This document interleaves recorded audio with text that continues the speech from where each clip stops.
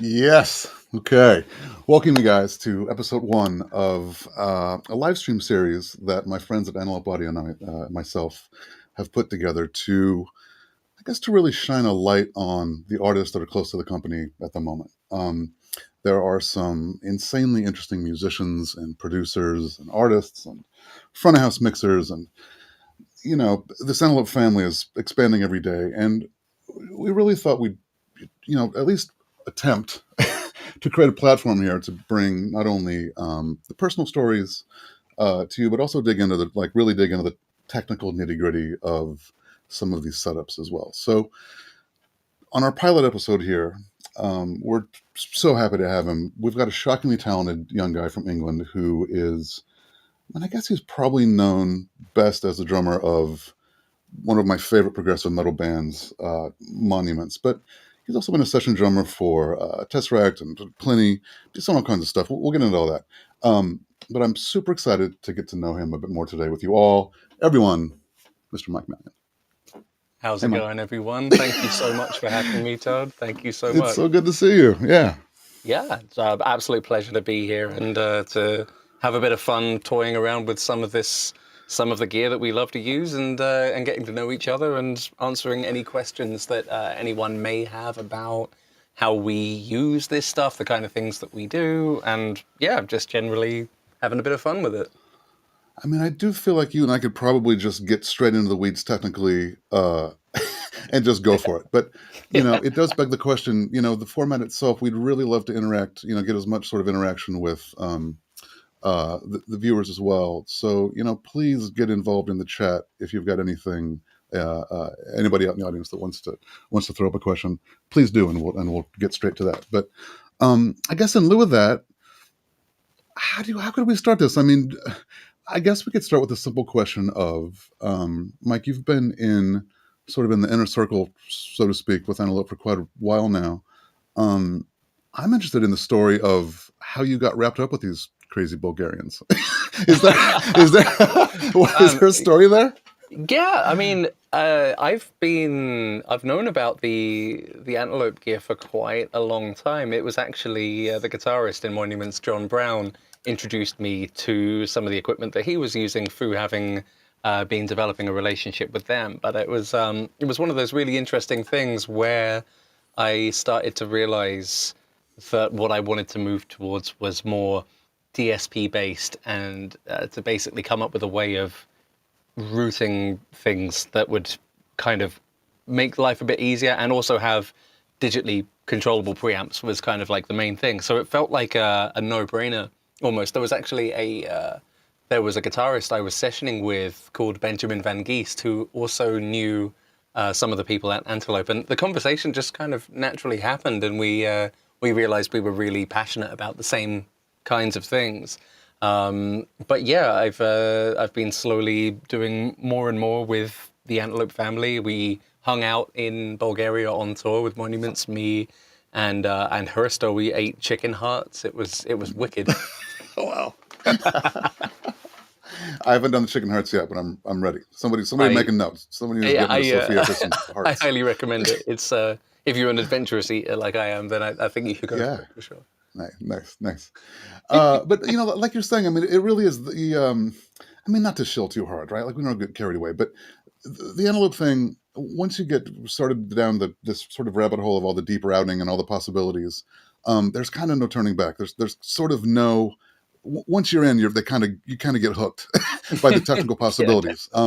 But let's get in that a little bit. I mean, I think you said you are set up today. We could do all sorts of things, I guess, today, right? We could get you on the kit to play a little bit. We could play around with individual sounds. We can listen to mic emulations.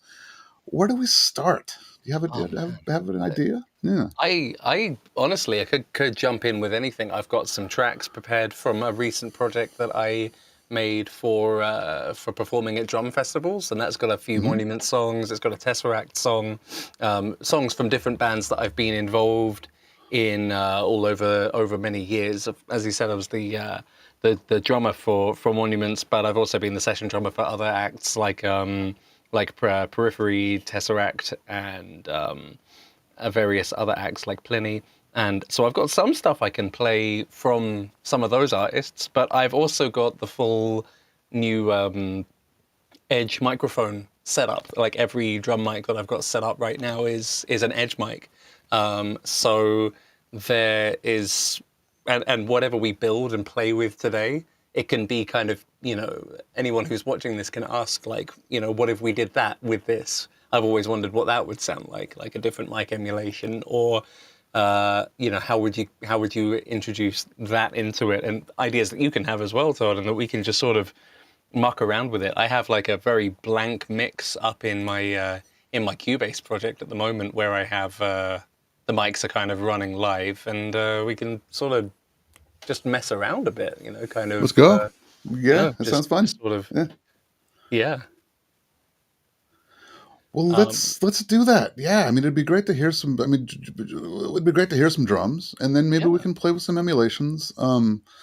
I've I've played with the Edge mics a little bit. I had a is it the Duo, the one that it kind of looks like it's not the stereo mic, but the sort of bigger, larger diaphragm condenser. I Yes, think I've it's got called those on the I think it's called Duo. overheads over here. Oh, you have the Duos up as the They're overheads. you can't quite see it on this angle, but yeah, they're mounted to my roof rafters. I've got them on the shock mounts so that like I don't have to have the stands kind of looming over Yeah, the kit. They're like that's mounted a to good idea. the Yeah, ceiling. But yeah, I've got a couple of recordings that I made with them, so I can kind of be a bit more hands-on with showing what they sound like raw. The thing that kind of sold me on them more than anything was that I couldn't decide to go for the Coles 4038s or like the C414, C12 kind of yeah, copies. right, right. And I like to use a bit of both. And I can never decide which direction I want to go in, because you can sweeten the Coles to get anything you want out of them, but Yeah, you can go in either direction. But it's sort of like, I don't know, choosing what you mic everything up with is just like the most impossible question. Like, what do you use? I'm like, I don't know. What do I want? What do I want today? So yeah, but we've got the Edge notes on a lot of things. We've got Edge solos on a couple of things. The Edge duos on the overheads, and the Edge Quadro, the stereo mic, is actually up in the roof, kind of capturing both sides of the kind of cavity of the roof to sort of get as much space out of this small space as possible. nice. Yeah, yeah, yeah. Well, man, I'd love to. Maybe we could switch back and forth a little bit between some different emulations and just sort of get a feeling for. I come back to the 251 when I had that, with the Duo. I just I was so often finding myself just sticking with the 251. Yeah, I wonder how it goes with that, but I'd never thrown them up as overheads. yeah. Let's have a look. And you know what? You know what I have loaded on mine? Yeah, It's the 251. 251. They're, Man, they're just there. They were I'm already telling you, there. it's a it's a real I standout, that was one. just curious. I was like, what is it that I've got? But yeah, like I've got it on the cardioid setup because the room is just a bit too small for Omni. But that's one of the things. It's kind of like it's a choice, and it's basically impossible to A and B mics in the same position with different polar patterns, and that's the awesome thing with these.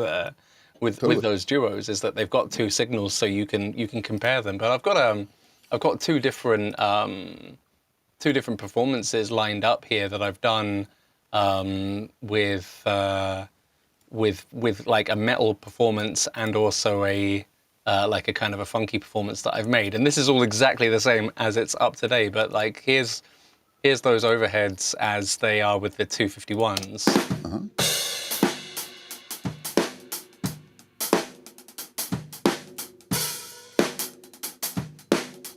That sounds great. Yeah. And I can jump on them, play through that, and these emulations are happening natively, so I can turn them on and off. I haven't printed them in, but there's quite a lot of character to that compared to the unemulated sound. But I really can't get over when it really feels like I threw a pair of 4038s up. Yeah. Yeah. But yeah, it's sort of one of those things that you end up making decisions and mixing into them. I just find it so funny that your favorite one was the one I'd settled on as well. It seemed like I was constantly coming back to it. Yeah, and it rejects really well. It was one of the more sort of focused cardioid settings. It seemed like. Yeah, it's a good one. Yeah, I think I picked up on a lot more, a lot more of the elements sort of jumped up, and I monitored as a bit through compression while I was listening to them to hear what elements jumped out rather than, it's like that old thing of, is there any point listening to things in solo when, obviously you do need to do a bit of checking on stuff in solo, but if you want to build something into a drum mix, it's kind of if you're gonna compress it, you might as well start compressing it and hearing how it reacts with that, so that then if there's something uncontrollable happening in there, you can kind of make that decision. And I've never before been able to choose the mic while not changing the compression and just going like, I think I like how the compressor makes that one sound a bit more for today, and it sort of like multiplies the possibilities. But yeah, Totally. Yeah, yeah. it's also like And it, mainly go on. Sorry. well, I was going to say, and it affects your performance as well. I mean, it's so much nicer. I mean, I'm always on this side of the glass, right? But I'd love to sort of mock up the headphones and get the headphones sounding like a record on day one as much as humanly possible, like, because it does it like inspires greater confidence in the performances and on, right? Yeah, it's the chicken or the egg, isn't it? It's Kind of, yeah. I want to advance what I'm doing here. I want to have a bit more fun with that. I mean, 99% of that comes down to, are you in a good mood? Are you in a nice sounding space, an Mm. inspiring space, sounding and looking? Are you able to be focused? And then are other things getting in your way? Is there like a mic stand that's always falling over so you're never able to actually like have some fun with it? Is there a cable that's a bit broken, and if you dare breathe on it, it will cut out one side? Or are you going to have too much latency and it's going to kind of uninspire your performance as a vocalist? Is it going to make you disconnect from your own head, or and sometimes that happens on the kit too. So it's sort of one of those things where you have to pick your battles, but over time Totally. you learn what you like and what you don't like, and then you sort of go from there. Totally. I think I see a couple things coming in from chat. What was that one that just went by, Lubo? Was that that was a question? So first of all, there was a pretty hilarious comment about apparently the beard. Oh yeah. but but hold on. Someone was just wondering about your the general signal flow, I think. Oh, the signal flow. Oh, Yeah, sorry, sure. signal chain. Yeah, yeah, yeah. The signal Let's chain. jump in. Yeah, well, I'd love to hear about it. Yeah. it's a really it's kind of like more complex than it needs to be, but that's mainly because of the opportunities afforded by the interfaces that kind of expanding within the Antelope ecosystem. So the reason I run two interfaces at the same time just to record, I have to preface by saying, like, most people would have one interface and then they would just expand more input from that. But because I was so happy with the way that the routing matrices worked, I thought, well, the best way for me to record, have more inputs than the 12 that come with the Orion Studio Synergy Core is to have another interface, and then I can send stuff back and forth and record stuff twice, which is so useful when making video content, to be able to capture sums of different things or individual dry and parallel wet tracks. So that's kind of why I nerded out and went for two interfaces instead of just getting like an ADAT expander to get more channels. So I've got And a just to interrupt, microphone. so is that technically a? Are you doing what do they call that? An aggregate interface then you've created, or? Not really, no, because I have just expanded the Orion with, as you can see on the screen here, I've got, these are my 12 inputs that I've got on my Studio Synergy Core. Mm-hmm. I run out of preamps at the end of the first overhead, and the duos take up Mm-hmm. two inputs each, and then I just start taking the rest of the inputs Oh, you're the coming ADAT. ADAT in. I Yeah, got you. so, I I, got so you. I I've got you. ADAT Yeah. expanded because aggregate devices never work properly, and these are actually kind of unnamed at the moment, which is nice and pro, and it's probably why I scratch my head a few more times. But most of the time you're making stuff more than you're labeling stuff. So but so that you get an idea of this, there's essentially on on basically coming in through the Discrete 8 Pro, which is sort of my secondary interface. I'm not using it for its USB audio connectivity or anything. I'm just essentially pulling, at the moment, just pulling audio from its preamps and sending it out via ADAT, where it Gotcha. then meets here. But I've also got a Zentor plugged in front of me, which is sending into the other ADAT inputs, which is how I get my outboard back in. So it's like, it's not a critical part of the setup. Like the drums are connected. And if I go traveling, I can take my laptop and my interface, my portable Zentor interface here, away with me, and all I've done is unplugged the outboard. It's not, and so if I come back in and I haven't set that back up, I'm kind of good to go. But yeah, I've got I've kind of just expanded extra ins and outs for some pieces of outboard with that, and then in general, it comes straight into Cubase. Everything comes in like raw. I run my my preamps here. They come into the computer recording channels, and this is what Cubase has access to here. So Cubase records the 12 inputs from the Orion, and then it gets the next 8 from. I change these up a bit. I'll either have this at the moment. This is actually incorrect. Because I've been changing up on another interface. This is actually my Nord coming in on 2 inputs from my Nord keyboard coming in, and then other microphones. But I've been sometimes using the ADAT lines because you can change them up so easily inside the discrete 8. I can choose to send out different things, or I can link, stuff from one of the interfaces or the other to my total 24 inputs. So that just allows me to come on into Cubase using the these inputs. I start at 5 upwards, which affords me 4 inputs that I use for streaming and loopback. And what you're hearing now, it's one of those pairs. Gotcha. And then the actual mics come in from here. And then if I want to bring in some other instruments, I have to start making decisions about what I want to get rid of. But I've been thinking about doing a Thunderbolt upgrade to get all 32 inputs. Being that I have the multiple interfaces, I could utilize the multi-channel USB driver and the 32-channel Thunderbolt kind of benefit all at once. Yeah. So in terms of signal flow, though, you're just utilizing Antelope mic pre's, or just I say, but you're just microphones into mic pre's on your various interfaces and straight into Cubase. It's all coming through the Orion Studio. Clockwise, so technically, I believe because they're digital inputs, I'm not sure what you're clocking to. But it seems to be Orion. happy. Yeah, it's all the Orion. I've taken the Orion their set advice. to internal. The Orion's internal clock, and then so it says it's clock sourcing via USB.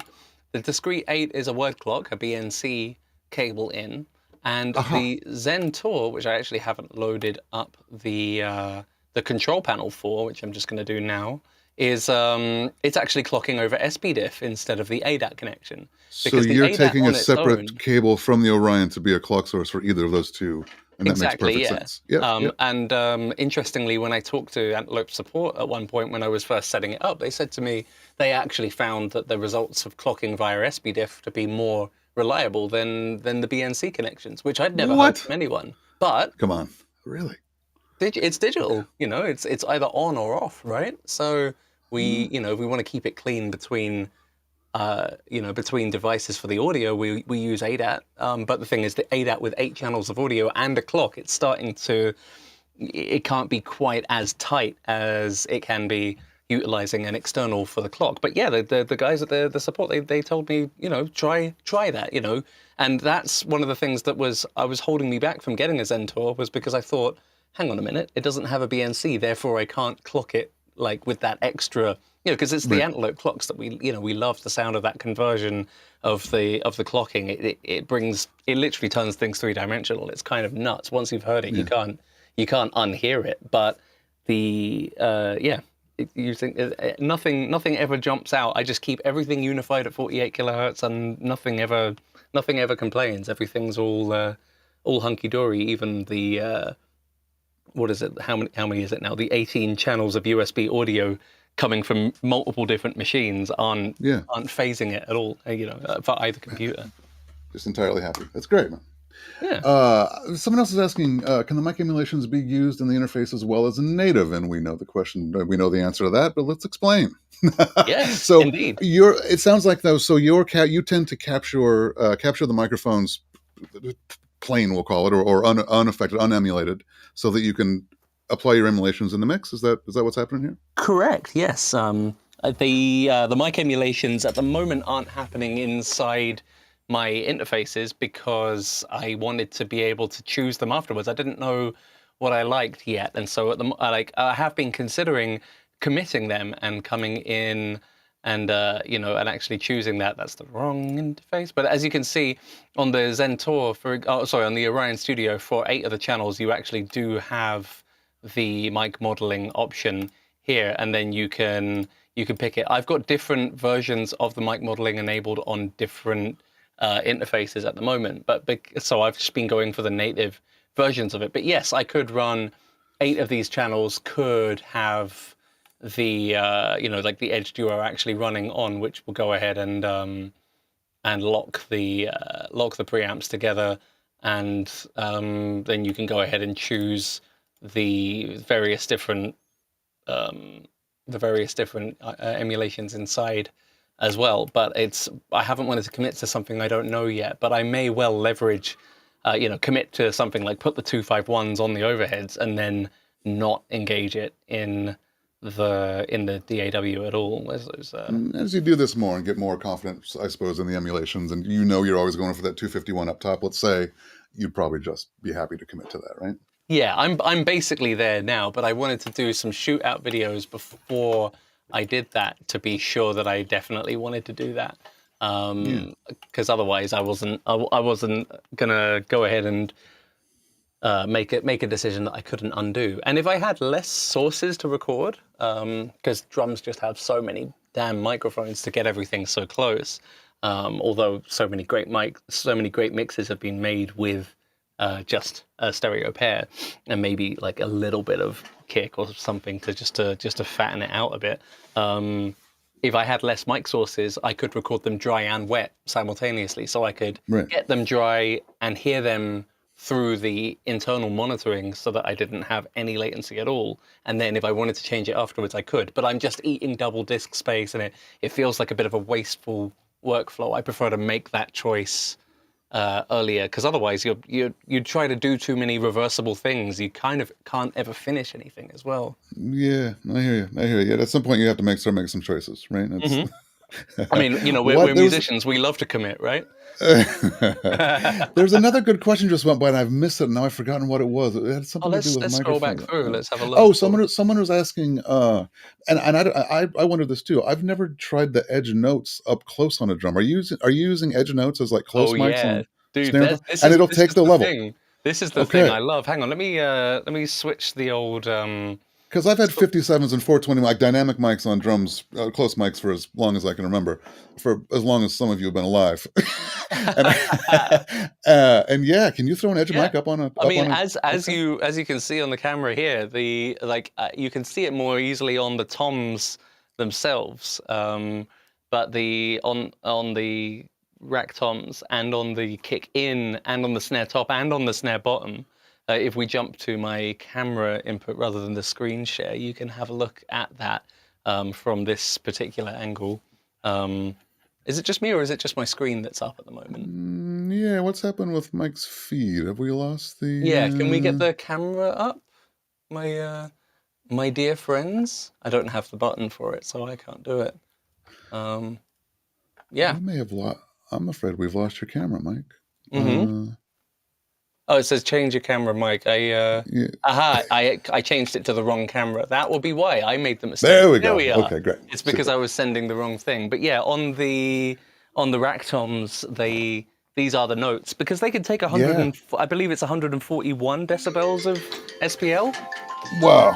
It's Sorry. actually a little bit crazy how much they can take. And if we listen to them, how I've played a metal performance on here as well. And if I take the snare top, for example, Yeah. I like to record everything at about -15 peak. It's something that Amos from Tesseract taught me. He said he kind of compared microphone preamp gain to the exposure or the iris on a camera, if it's wide open, there's very little dynamic range to play with later, even though it looks like you're capturing this great big meter, and maybe capturing it looking very small kind of makes you think it will come out small, but it's actually, I found it to be completely the inverse, actually not having it ever hit above 15 decibels, minus 15 digitally, or on the preamp itself, it really opens it up.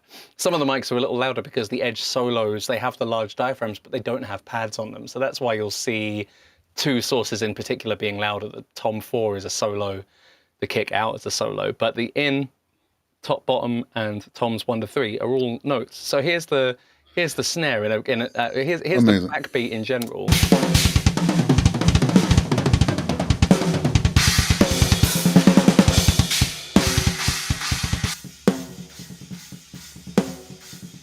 I think at the moment, the only processing I'm running on the snare is it's going through my outboard, the Summit audio EQ. So if I turn that off, you can hear it completely dry, minus the fact that I've actually gone for an SM7B. I think I like the darkness it added. This is the SM7 emulation, okay.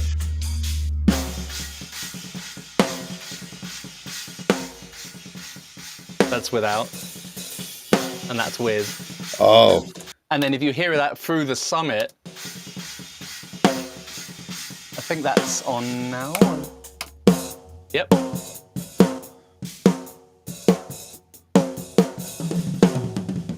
It's just something about the transient just really wakes up. But as you can hear, there's no like typical condenser bottoming out there. It actually responds like a dynamic.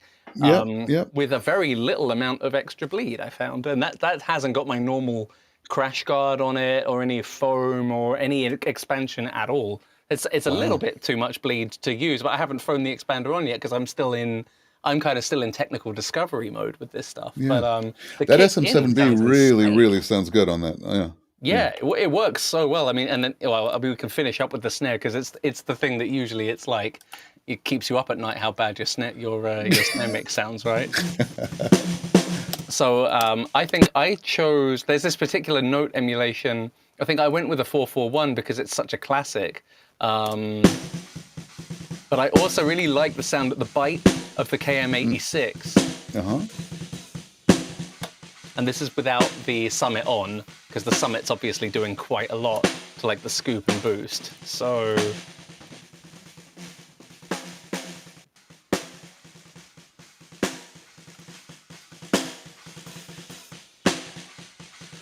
yeah, that KM86 or whatever it is, really, that's a good choice. Yeah, it's nice, but I did find the top end of it with the Summit on. I found the blend, and this is where I started to find this process really interesting.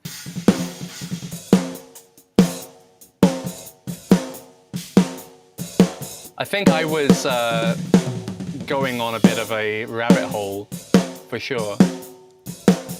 I like that a lot, yeah. Yeah, it's got a really nice brightness to it. It's a more open brightness on the 441 than on the 86.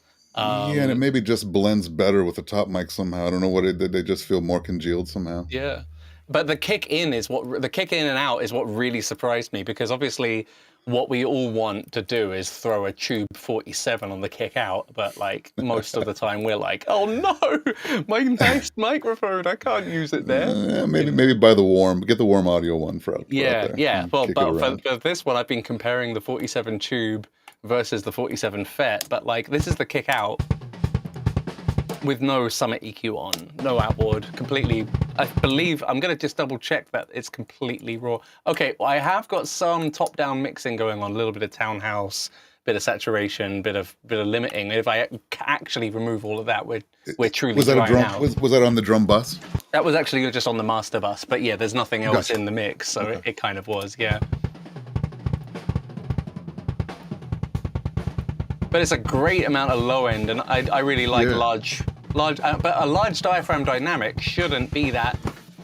Well, I mean, but yeah, this. Oof, I just love what that does. You can hear the difference between the FET and the Tube as well. The FET's a bit punchier in a kind of a good way, though. Yeah. It's a bit quicker, isn't it? Yeah. You can hear the sag of the Tube. It's quite interesting. And that's the thing that I like, is it's changing the dynamic response as well as just the tone. It's so I'm really on, as I say, I'm really on a discovery here. But the kick in is on its own. I think at the moment this I again haven't done any shaping on the way in. It's as dry as it can get. But what starts getting really fun is once you've got a top end boost on, like from the summit, you start getting.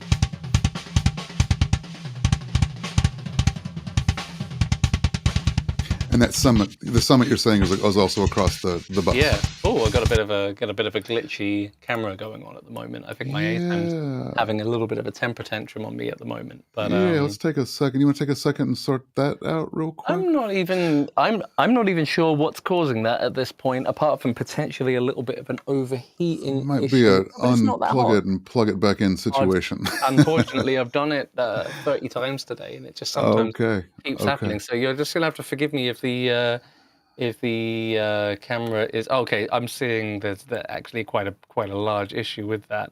But yeah, potentially I'll take 2 minutes, try again to reconnect that and see if I can get that fixed. No, it's interesting though, clicking through those emulations. I mean, you know, and you wouldn't want to get too. You could definitely get a little bit lost in it, you know, and you could get a little bit sort of choice paralysis potentially. But you know, once you spend a little bit of time with it, I'm sure you know you'd find your favorites, and probably tend to stick to them. For me, I would find a couple of favorites and probably just start committing them as much as possible. I love making choices and printing, you know, making commitments on the 100%. Yeah.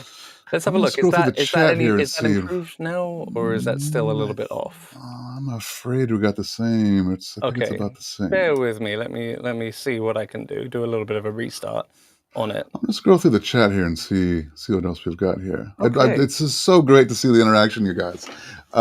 It's fantastic. So let's see. Does Antelope's monitor controller work as every other monitor controller, i.e. the Mackie Big Nut or not? Gab, that is a tremendous conversation to get into.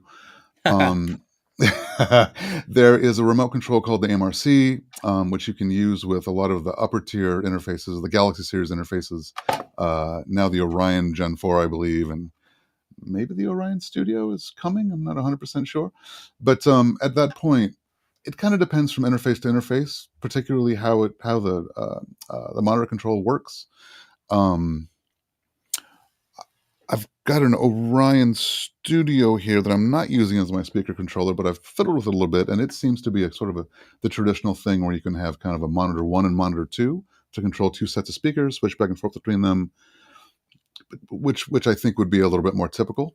When you get into the Galaxy interfaces with the MRC, it gets a little more complex, where it's a little bit less like a traditional speaker controller, and more a matter of creating snapshots of your interface to sort of create snapshots or scenes that you're switching between. So, you know, a scene could be a particular input feeding particular output with a volume control, for instance.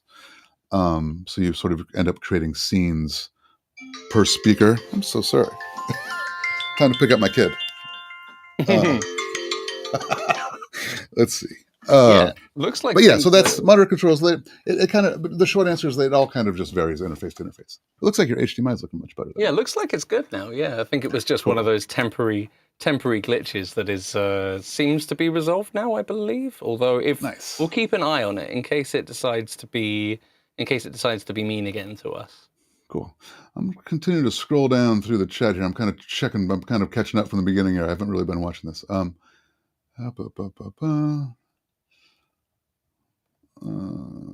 Well, let's keep going on the Bulgarians are crazy. Yeah, they're very, very crazy. No.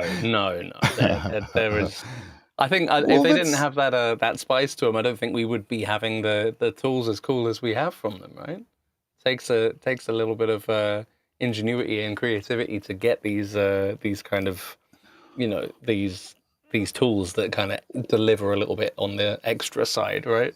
No, I know, and and I always put up a disclaimer. I hate to shill too hard, but Antelope really is. I feel like they're sort of always on the leading edge of whatever they're doing, and that Mm, can sort of play out in a few ways. I mean, sometimes the software can take a couple of weeks to catch up with the hardware. Like, it's just there's a lot of development happening all the time, and it's really fun for me to sort of live out on the front lines. I feel like of these new technologies, and Antelope is just forever pushing the bar up and forward. Um, you can say a lot about the company, but that's absolutely the biggest truth to me, is that they're always pushing. And I love that about it. Here's a good question. Are you, Mike, using two computers to record since you're using two interfaces? Or, well, we kind of went through that, right? You've got sort of everything yeah, aggregating. I shouldn't say aggregate because that gets confusing, but everything sort of coming through the Orion Studio, meaning your Zen Tour and your uh, what's the other discrete interface? 8 Pro. Discrete 8, yeah. That's all coming through the Orion via light pipe. Yeah, And then you've got the appropriate clocks happening to make that happen. exactly. Yeah. And then Can the sometimes I'll mic capture emulate? stuff from one of the other interfaces. The fact that it has a USB audio interface on top of that is kind of just giving us the ability to piggyback whatever signals we have, leveraged with the absolute openness of the patch bay. I can Mm-hmm. take anything and throw it back from one to the other. So I've done loads of really cool video creation things where one computer acts as like the tape machine while the other one jumps back and forth, acts as more of a sequencer. And then it really helps for like capturing something linear, but with something else that's jumping around all over the place. Anyone who's tried to make a video with a good quality audio capture of DAW audio, or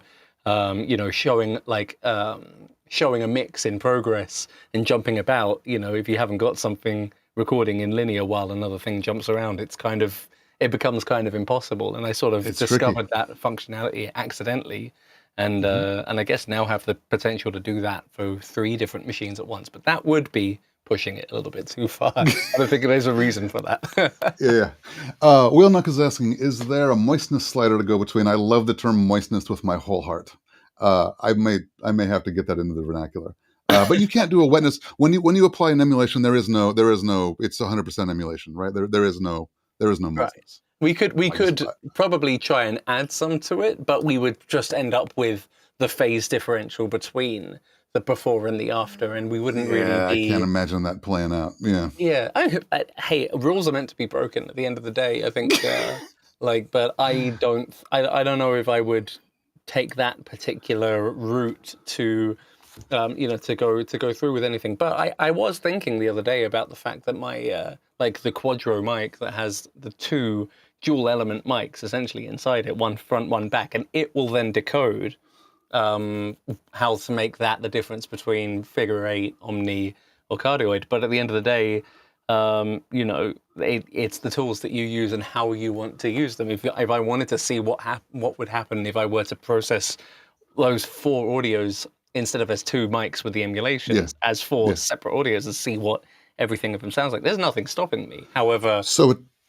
go ahead. Go ahead. Yeah. yeah. Sorry, I'm all excited. A Oh, you're tangent all on that good. quad mic is that. So I do a lot of immersive anymore. Atmos is becoming a thing. So we're Yes. oftentimes in the studio thinking immersively. With that quad mic, you can actually, or the Quadro, you can actually record all four diaphragms separately. And if you've got it in sort of an XY configuration, then you're actually end up printing. I don't even know what to call it, but it would be a quad. It's a quadraphonic capture where you've got four directions being captured. And Yeah. I've done a couple of recordings that way of drums, and then in my room here, pan that quad in the immersive in an immersive mix, and it's shockingly cool. It's very, very exciting. So That's really I feel cool. like it's not talked about that much, and there are some immersive mics out there, but that Quadro is an absolutely viable immersive microphone as well. So Right. I that's didn't my even tangent. think about That's that. my We're tangent. kind of doing things with it that they weren't designed to be done. But this is how we ended up with as engineers, obviously a little before my time, but with SSL bus compressors with slight modifications that were ripped out of Hmm. consoles and made into the first rack units, and we now enjoy the emulations of the result of all of this. Stuff where if everyone was saying no, don't do that, then we wouldn't have gotten very far as an audio community. So I think there's definitely room for I never thought of that as a quadraphonic microphone, but it makes total sense. I don't know if you've also experienced it, but I don't, if you've ever gotten hands-on with a C24. I've used one once before, and of course you can only twist it to a certain point, and then the contacts will it stops you from turning it anymore. And one thing Yeah. I actually really liked was the top is completely free spinning. You can turn that thing just. I was just sitting there going like, "There's no Yeah. noise on this. You've made this just spin infinitely, and that's cool because you can't accidentally go quickly to twist it in the wrong direction and do some damage." Totally. Totally. What else we got here? Someone's asking the double. Paul is saying, I'm curious to hear a little about the double diaphragm and the edge duo and the best positioning / use in terms of inputs and panning. So, do you tend to use? You're using the duo right now as overheads, and you've got those in cardioid, right? Yes, indeed. Let me see if I can actually. I'm gonna go do something nutty here. I'm gonna try and bring up the. I'm just gonna kind of pan this one a little bit differently, so that you can actually see what's going on there. So if I just turn us up, there we are. You can see it. My wonderful There they are. duvet ceiling, which Nice. most people don't normally see. And this is because this is a very lively room with a lot of nasty reverberations otherwise. So the Quadro actually, I would like to have it like right on show, but it captures a naturally filtered tone of the front and back of the room and the brick wall at the back versus the longer space at the front while it's up there. So it's the least, it looks like I'm hiding the piece de resistance, but it's actually doing, it was because I wanted to do an A and B of what I was doing before, which was a pair of 57s pointed both ways. But yeah, I have these with the elements facing outwards towards the kit, as you can see. As we said jokingly in the setup, sometimes we're just, we're working out of our sheds. We kind of need to make the most out of. I think you use the word garages, but I'm going to go with the word shed, as I am actually in a garden outbuilding up here. Nice. But it's the space I have access to, and I've been working for a long time on how to make this do the most for me and actually get recordings out of here that can make it onto records. Of course, most people want me to go to an actual studio before, but Do you just do to a fair capture a amount of larger space. tracking? Yeah, and do you do a fair amount of what would you say? How often are you going into town in the bigger studios, or how often are you recording at home? Kind of I'd half and half. say I'd say if you consider the stuff I'm doing with my streaming and YouTube and teaching, it's a load more at home Yeah, because right. that's happening God. fairly often. But it's pretty much always exclusively other studios for records because people want like Middle Farm as a snare sound. They want to hear the drum sound that they're used to from using Get Good Drums or something like that. Or they'll have a friend at the studio, or they'll know a guy, and they'll want to work with a producer, and that producer will pick the space. It's kind of part Yeah. of that creative process. But I've always wanted to, kind of play in that league and be able to offer that to session guys I do sessions for, because I do that like over the internet as well. Like, take people's music, especially in the progressive metal, technical, mashuggery, genty kind of stuff, and give them Uh-huh. something that's a bit more of a natural performance, and Yeah. and pull it off in here. And I've done some pretty crazy things to get there, but I think this again, not to shill too much, but I am really so stoked on what those overheads are doing for my drum, like that main picture of the kit. I don't like burying cymbals in the back like a naughty kid who needs to be like, I hear a lot of mix engineers sort of just make him sound like pink noise and then push him as low as they can, filter him right out, and then sample replace the rest of the kit. And it's a great sound for metal, but I prefer let the actual kit shine. And but of course, there's always the question of how much room sound do you want, and how much isolated cymbal do you want? And those duo mics are particularly cool because the going to figure eight essentially is like filtering all the shells out for me. I find it's like I can even demonstrate that live here. It's this is what I didn't expect this at all, but it kind of helped me to get the solution to a problem I'd been having, for a long time. And that, this is it's a quite a claustrophobic sounding space normally, and that can play nicely into a mix, but it can also play pretty poorly. I'll do this just on without the emulations, because you can go completely free with these. You don't have to jump just between the two. But I've centrally panned this overhead here. I'll go for the less metally performance, so you can actually hear the drums. So that's both overheads. This is Omni. just the left Yes? overhead, but Okay. but in Omni. And as I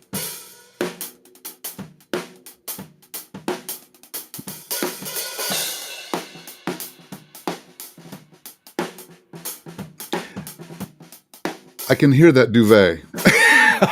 Yeah, As the you go to duvet- figure it, I literally hear the duvet come back into focus. Yeah, it's how much it's the duvet meter. Yeah, I wish that I wish I had a space that had reflections that I would actually like, but Right. I've tried a lot of different ways to make the actual room sound good, and eventually just carpeting it basically sort of fixed the problem.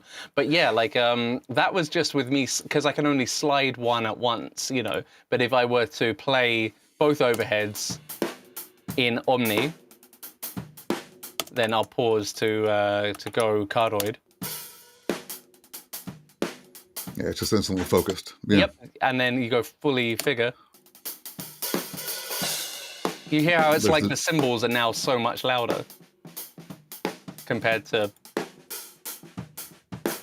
Yeah, a lot more kick, yeah. And then that gets, you know, you can then mix that alongside the fact that you've got, obviously, an emulation. But I find myself more invested in the polar pattern selector than I am almost in the microphone emulation itself.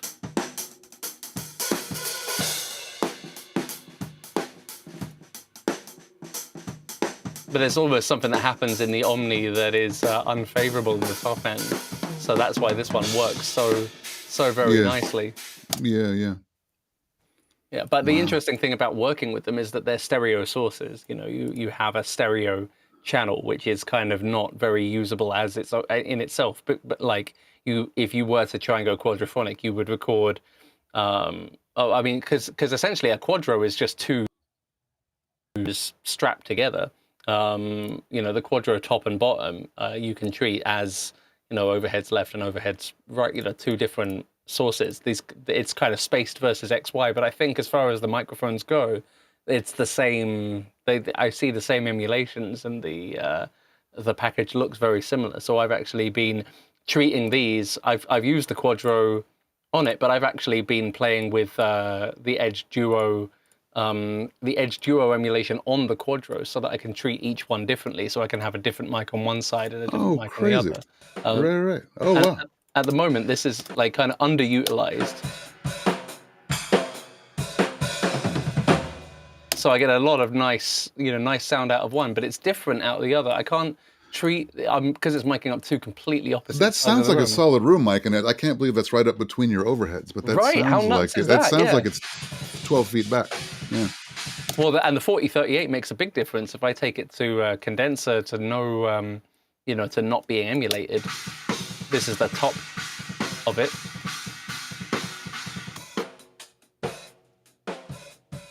So of course this is uncompressed, and you would hear a lot more details. That's a good sound. Yeah.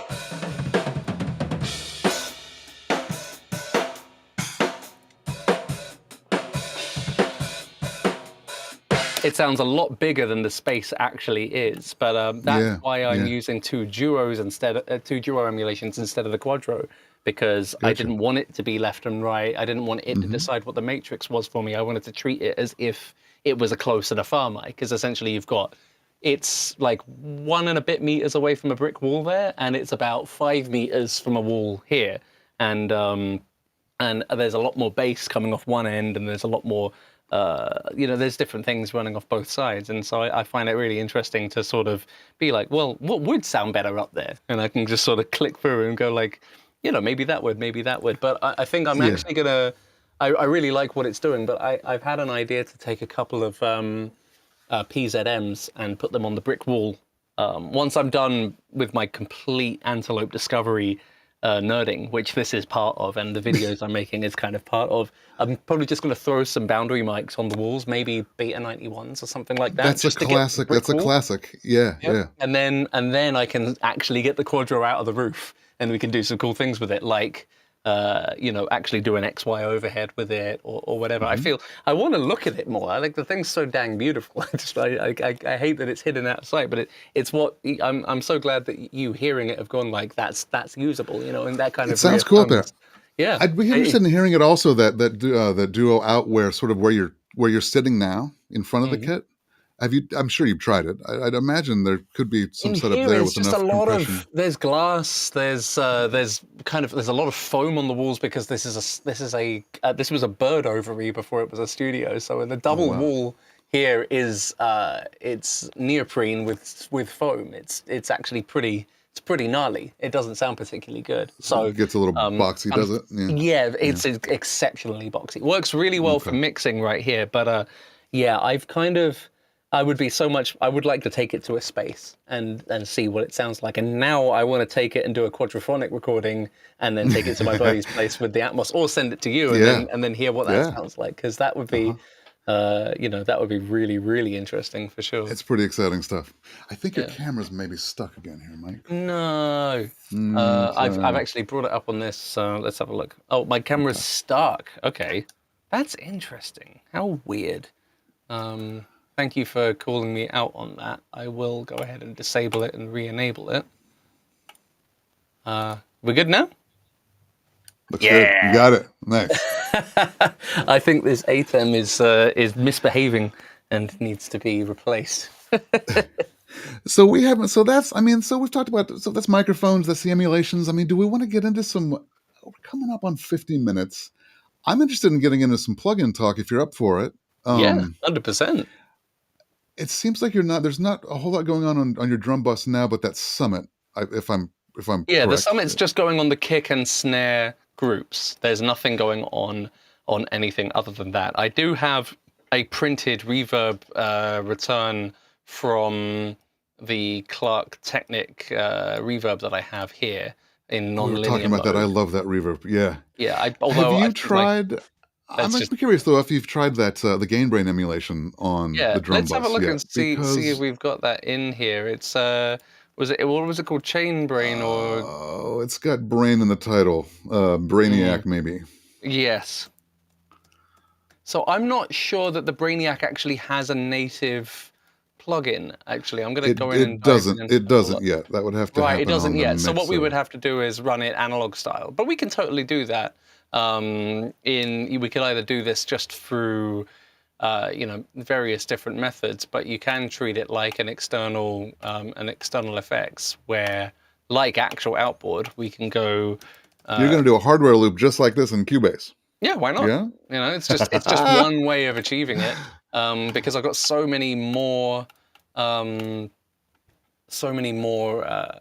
But at the same time, you know what? Actually, because then I have to use up returns and use up computer inputs. I'm actually going to go ahead and veto my own decision there and just not do that.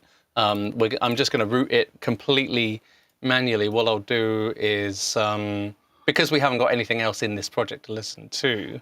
Yeah, we can play with some of the native stuff as well. Whatever seems fun. It's it's it's it's really cool to do like this because we can just take computer play 9 and 10. I can check to see if I've already routed it to any AFX inputs, and at the moment no, but there's loads spare. So I'll just I'll throw them through the last two just so I know that that's the kind of the feedback one, This is a and then masterclass in routing people. I'm just yeah. saying.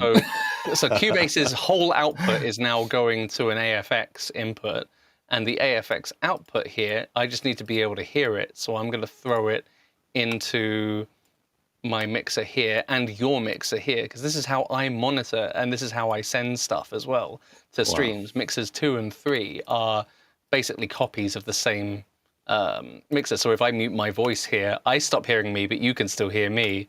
And as you talk, you don't hear yourself, but I can play anything like live through anything, and you can. Fantastic. That was the Yeah. worst chord ever. Holy crap. It's jazzy. Come on. Yeah, but I'll make sure it's enabled on both and panned properly on both, and then AFX 31 and 32.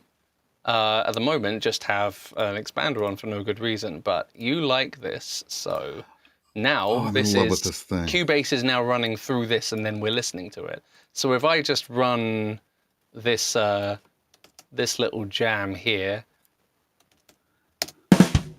okay, now we're hearing it twice. There's a tad bit of phasing. You do have to watch out for that in parallel stuff. So we're going to mute the original send of Cubase. Nope. Let's pick the right thing to press. Too many windows. There it is. There they are. Oh, there she is.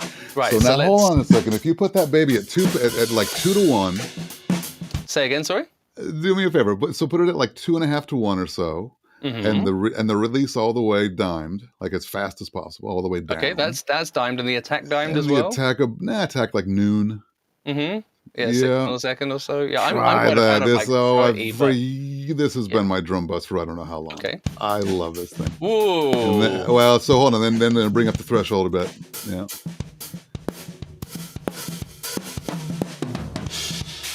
Yeah, come on up. Come on. I'd come way. No, I mean all the way back around. So with that fast an attack, I'm assuming you're using that in parallel, right? No, we want to go with the slow attack and the slowest attack and a real fast release. Right, slowest attack, not noon then. Okay. Oh no, this thing.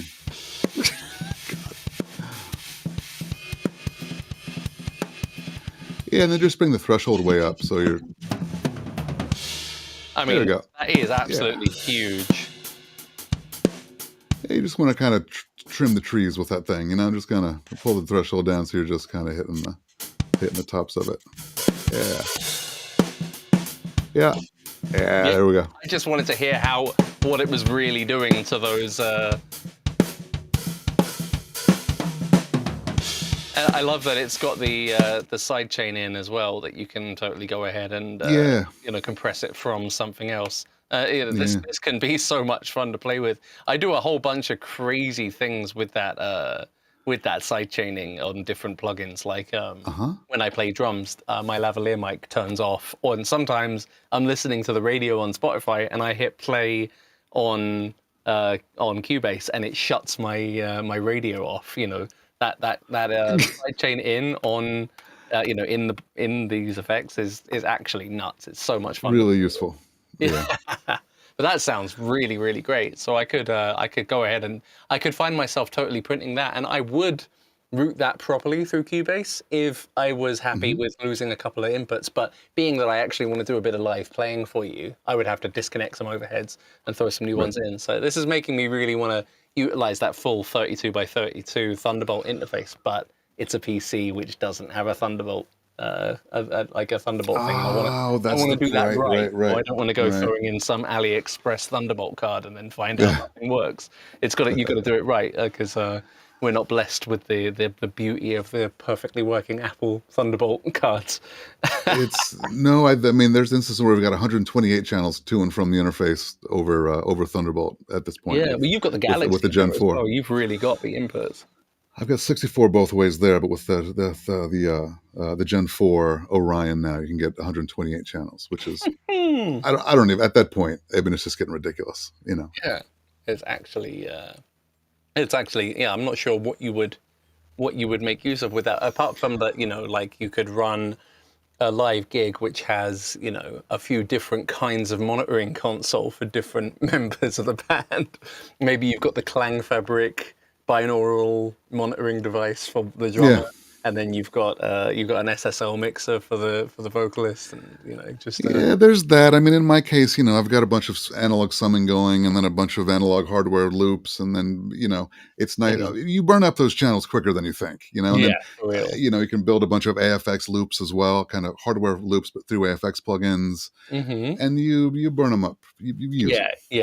I've learned, and I've got so much more going on that isn't accessible to Cubase, because I've got infinite capability to throw stuff in and out. But I don't have a patch bay here. But if I want to take, something and throw it through something, then sum that, like at the moment I've got my Nord goes into the reverb. Then on a separate mixer, the Nord and the Verb get blended and then that goes into a compressor in front of me, and that all happens in like less than a millisecond, and I can then immediately start playing. Have something with you can't really see the red lights moving because the screen's in the way. No, you can't even see it on that camera. Ah, well, doesn't matter. But Yeah. just having something like alive in front of me can kind of, Hmm. especially compressing verbs and stuff, they get you real inspired real fast. Yeah, for sure, for sure.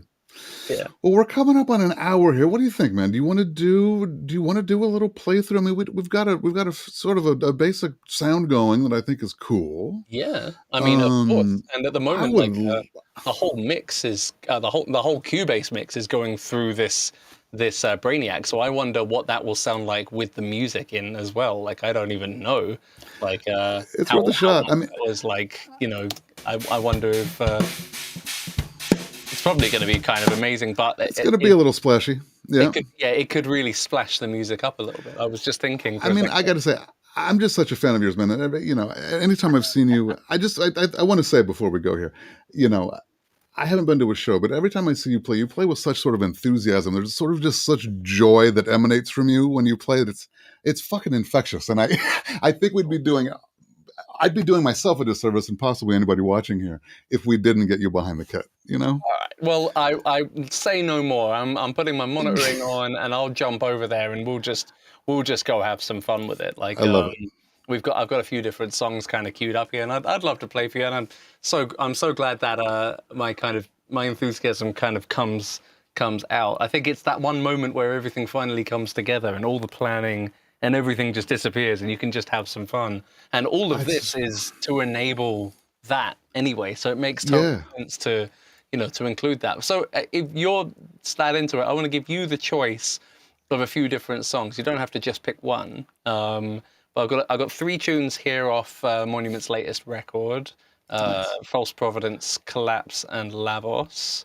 I've then got Access Denied, which is an algorithm track. This is glitchcore, so this is a Uh-huh. really weird kind of like EDM.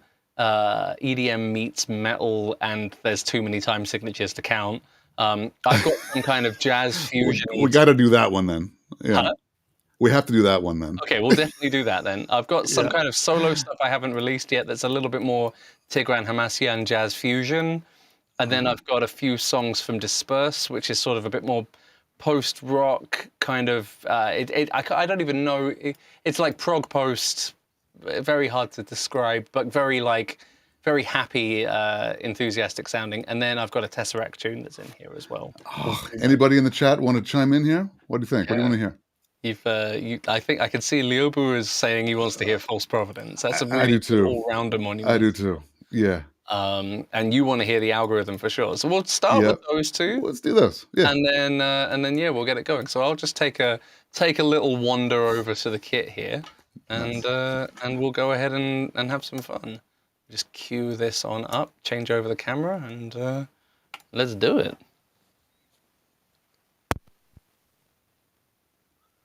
I did not need to unplug that. I just realized.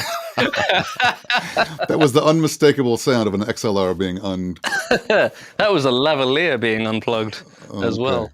Or do you call it a lavalier or a lavalier lula? I'd call it a lav, but We'll just stick with lav. These are going to go behind me, though, that's for sure, because otherwise I'm going to be tripping myself up. But I must say, it's an absolute pleasure to play for you, for all of you watching. And yeah, I'm just a massive fan of sharing music and having fun with this stuff. So I really appreciate you all watching me here. I'm going to move that crash back over, actually. I've made it Fantastic. easier to get in and out of my kit, but I'm missing an entire crash symbol, which is just not gonna fly. Well, it will, quite literally, but it won't. All right. We can get you down there. While you're moving that around, I'm just going to just mention real quick, you guys. We've created a server. Oh, and actually, here's the QR code. We've created a Discord server for Antelope users. And I got to say, so far, we've got a couple hundred users. It's an unbelievably positive space. And the whole idea is to just create a positive space around this gear. where we can, we can just be helpful to one another, be helpful with firmware updates and routing issues and whatever, get in the weeds technically, or even just try to be, somewhat inspiring artistically. So if you're not on the Discord server and you're here today, it's worth jumping on. QR code is, how do I, here. I think you could scan it with your phone. Is there another way to get to that? Is there another way to find this server? There's no link we can do on the video here. Maybe someone will throw it in chat for us here, as a link. But yeah, if you're not in there now, jump in. Yeah, I sure hope someone does. I am just going to go ahead and make sure that the overhead is actually cutting out the. There we go. So, of course, one of the biggest issues, as you may know, but I don't think many other musicians know the problems of streaming or communicating digitally with playing, drums. But as you can see on the screen share, I've got like a general drum all night doing some basic gain reduction in the box of my voice. But then I've also got another one, which whenever my overhead picks up drums, it shuts my voice off like, whoa, I'm back now. And nice. I'd set that up a little bit too favorable, and that's what it sounds like otherwise, and that's just not gonna fly. So thankfully, that's all set up now. The only thing I think I might be missing is that I don't think I turned the summits back on, so I'm gonna go do that. We're gonna want those summits. We are going to want them. We are gonna need them. We can't be not having them. Oh no, they are on. We're good. Cool. But yeah, again, it's a very dry mix at the moment. There's a lot of this genre is known for its kind of sculpting of tones, but at the moment, being that we're just kind of having fun with what they sound like at source, and I'm just sort of getting used to what they do and how they do what they do. It's a little bit more of a rough and ready sound, but that's just because drums are a rough and ready instrument. So with that in mind, here is a little bit of Monuments for you all. Wonderful.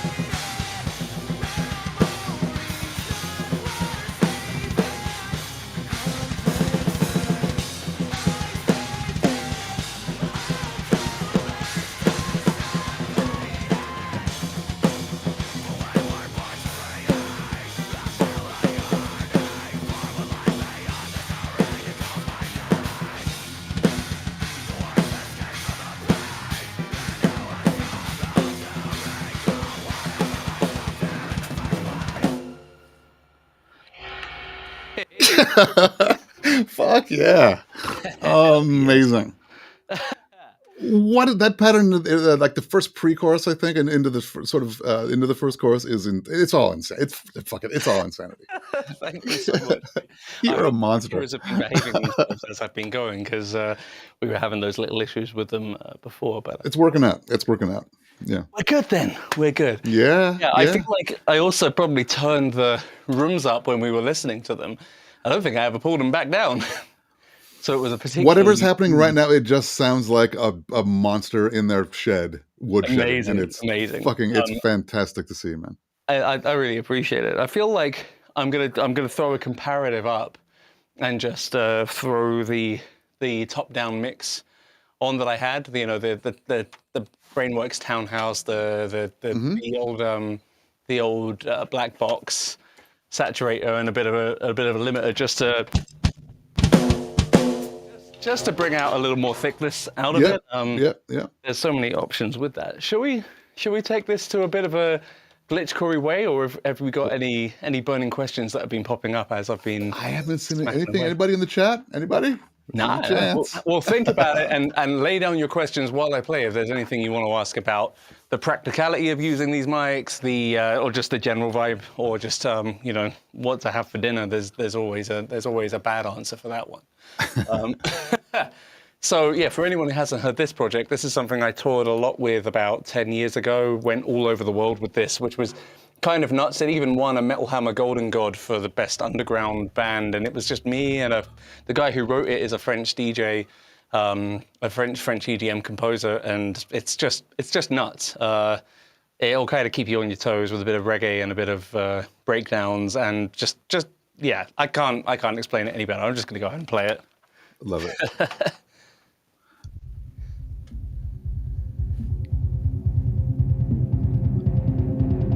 I can never remember where it starts. Until it starts, then I remember.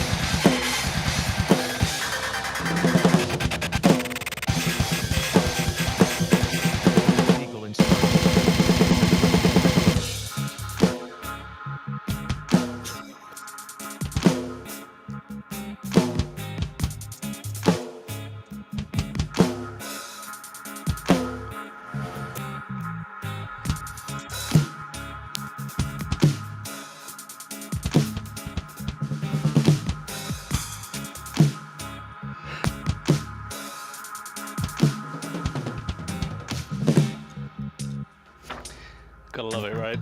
Yeah. It's time I rest a while.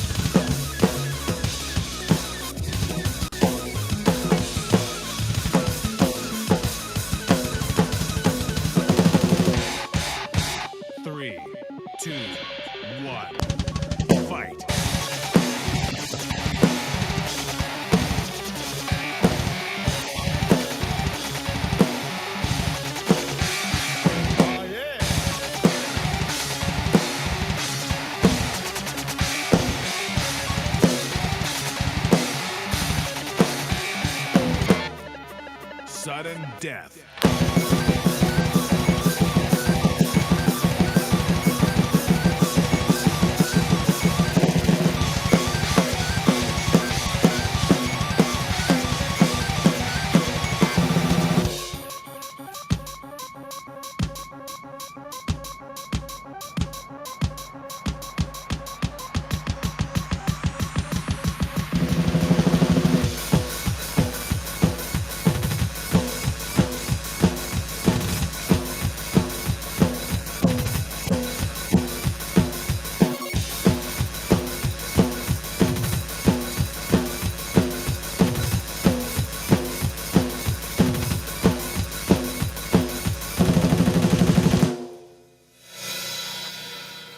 And that's actually the end. That's the sport of drum. That's drumming as a sport. That's fucking insane. It feels like it, man. It feels. Incredible, man. That's Thank you so much, dude. absolutely. That's so cool. That's such a joy to see. Wow. What I loved I don't was know that project. What's that project called? I want to check it out. called The Algorithm.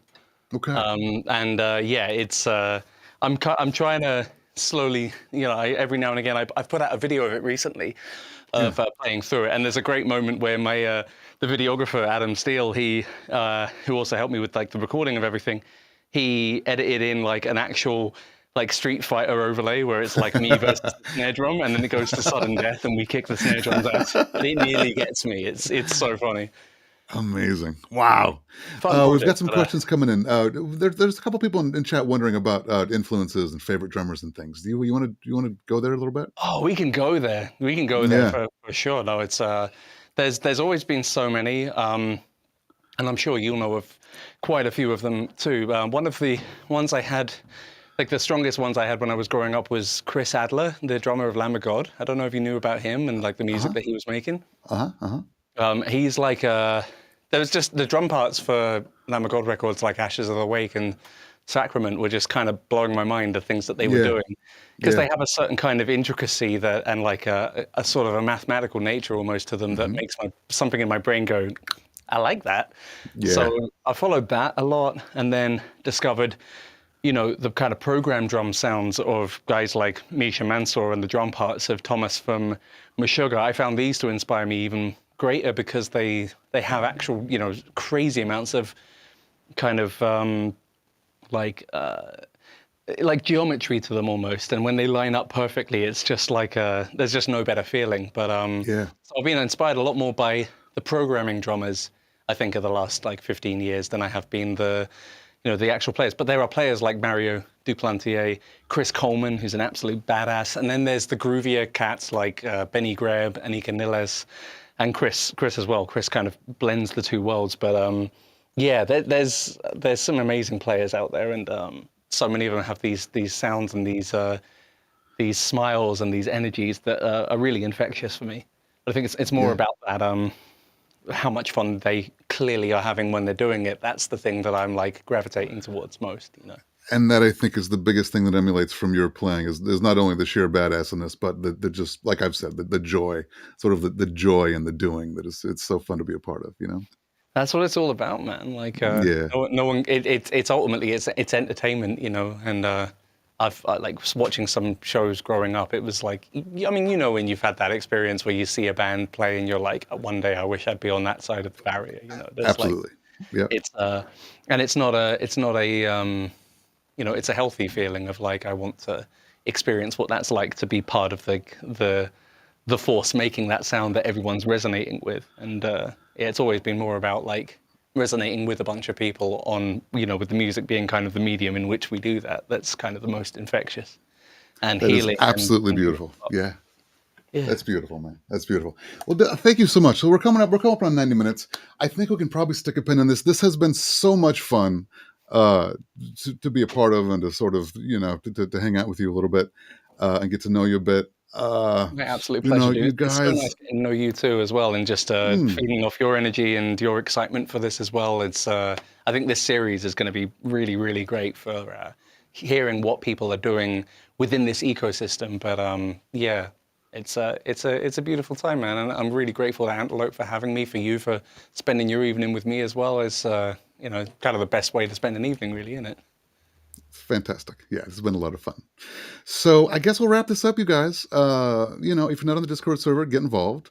And I don't know for sure. I think we're going to try to do these maybe once a month or so. So keep an eye out for further live streams from Antelope Audio. And I guess we'll leave this at that. All right, yeah, we'll put a pin in it there. Again, just to reiterate what Todd's saying, this Discord community that's going on with the Antelope group is really awesome to see. There's a really wonderful openness. There's a lot of very highly skilled people in there who just seem to be sharing ideas and quite technical presets as well and solutions from other power users. So don't be afraid to jump in, and if you've got any questions about any of the stuff. If you've got hold of any of them and you're having a bit of a tough time getting to use it, they're quite powerful and amazing things. But there are people in there who will help. And it's just a really nice vibe as well. I really enjoy being in there. So I definitely recommend popping in there, even if it's just to see another group of audio professionals just kind of having fun and working it out and enjoying the grind. Absolutely. Yeah. Good stuff. Vaslin, you going to play us out?